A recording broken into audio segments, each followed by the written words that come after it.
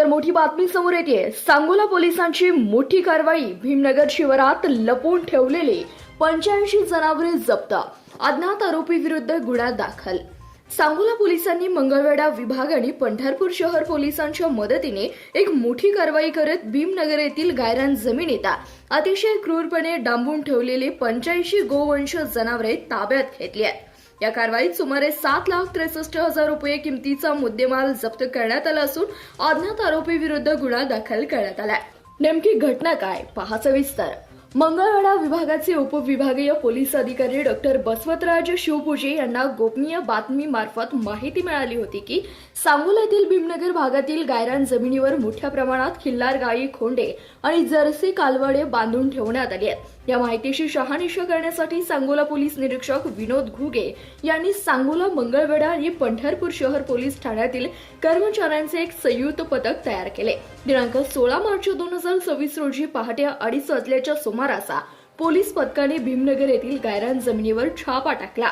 यावेळी चिल्लारीच्या झुडपामध्ये दाटी वाटीने चारा पाण्याची कोणतीही सोय नसलेल्या स्थितीत 85 जनावरे बांधलेली आढळले।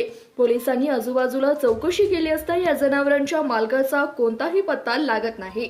जप्त केलेल्या जनावरांमध्ये खिल्लार गाई 41, खिल्लार कालवडे 8, खिल्लार खोंडे 20, गीर गाई व खोंडे 12, जर्सी गाई 4 अशी एकूण किंमत 7,63,000 रुपयांचा मुद्देमाल जप्त करण्यात आला।